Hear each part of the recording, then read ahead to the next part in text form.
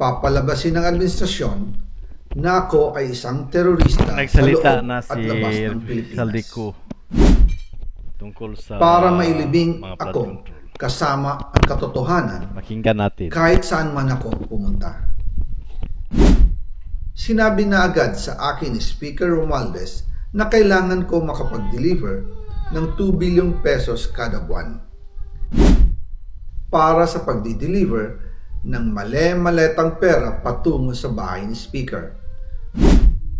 Ang sinabi mismo ni Speaker Martin sa akin na hati sila ni Pangulong Marcos sa perang yon para gamitin bilang bagsakan at imbakan ng pera mula sa mga SOP, collection at deliveries na para sa Pangulo.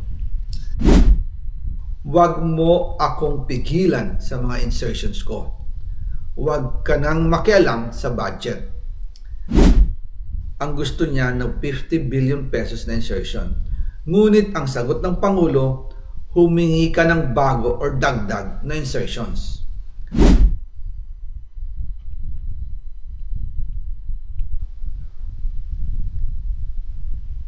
Magandang araw po sa inyong lahat. Bago ko ipagpatuloy ang aking paliwanag, nais ko munang magpasalamat sa inyo. Maraming salamat sa inyong bukas na isipan, sa inyong pasensya, at sa pagtanggap ninyo sa mga impormasyong aking ibinabahagi.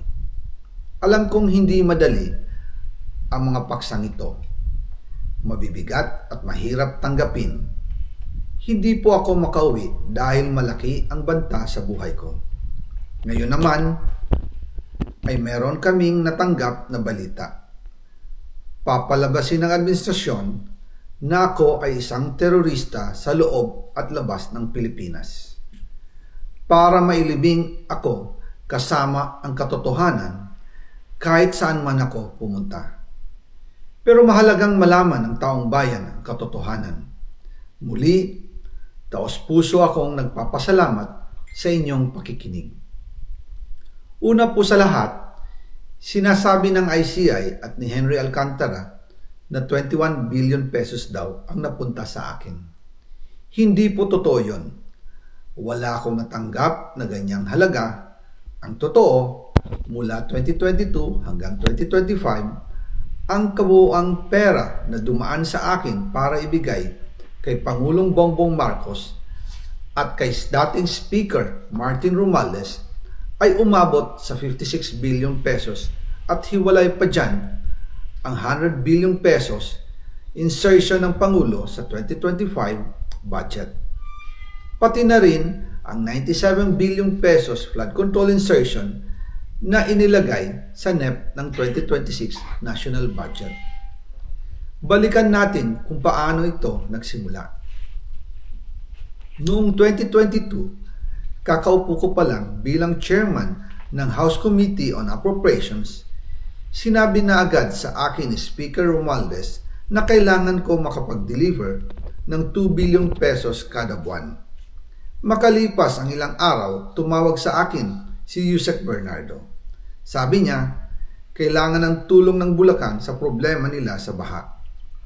Pinapunta niya sa opisina ko sa Kongreso si DPWH District Engineer Henry Alcantara.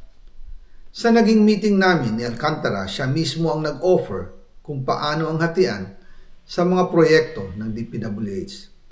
22% para kay Speaker Romualdez, 2% para kay Yusek Bernardo at 1% para sa kanya. Doon po nagsimula ang tinatawag nilang deliveries. Ang sistema po ay ganito.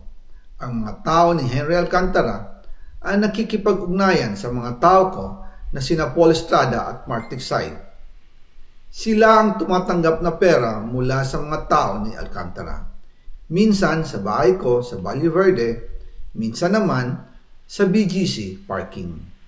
Pagkatapos nilang makuha ang pera, sila Mark at Paul naman ang nag-aayos o nakikipag-coordinate sa tauhan ni Speaker Martin Romualdez na si Jocelyn Sereño para sa pagdi-deliver ng male-maletang pera patungo sa bahay ni Speaker. Una, sa North Forbes Park sa McKinley Drive at nang lumipat siya sa number 14 Nara Street, South Forbes Park. Gusto ko pong linawin, hindi ako nakikialam sa mismong proseso ng paghatid. Dumaan lang po sa akin ang pera na agad dinideliver kay Speaker Romualdez. Ako lang po ang nagko-confirm sa text kay Speaker kapag nadala na ang pera sa bahay niya. At lahat ng ito, mula sa unang utos noong 2022 hanggang sa huling delivery noong 2025. Umabot sa mahigit 55 billion pesos plus ang naihatid sa bahay ni dating Speaker Martin Romualdez. Madalas hindi nabubuo ang hinihinging 2 billion pesos bawat buwan ni Speaker, kaya iyan ang final total. Ang sinabi mismo ni Speaker Martin sa akin na hati sila ni Pangulong Marcos sa perang yon. Ang listahan ng mga deliveries na ito, kung kailan, magkano, at saan dinala, ilalabas ko po kasabay ng video na ito. Noong November 2024, habang nasa proseso kami ng pagtatalakay ng budget, nakipag-meeting sa amin ni Speaker Martin si Yusek Jojo Cadiz. Sabi niya, masama raw ang loob ni Pangulong Marcos, wala raw siyang natatanggap na remittance. At dahil laging napapagalitan si Speaker Martin ng Pangulo mula Septyembre hanggang November, inutusan niya ako na mag-deliver ng 1 billion pesos para kay BBM. Ayon pa kay Yusek Jojo, nang ipaalam niya ito sa Pangulo, ang utos sa kanya ng Pangulo ay mag-ingat at siguraduhin si Yusek Jojo lang ang maghahatid. Ang instruction po sa akin ni dating Speaker Martin Romualdez ay dalhin sa number 30 Tamarind Street, South Forbes Park at ibigay kay Yusek Jojo Cadiz dahil ito raw ang drop-off point na malapit sa bahay ng Pangulo. Sinabi rin po sa akin ni Speaker Martin Romualdez na si PBBM ang nag-utos sa kanya na bilhin ang bahay sa number 30 Tamarind Street para gamitin bilang bagsakan at imbakan ng pera mula sa mga SOP, collection at deliveries na para sa Pangulo.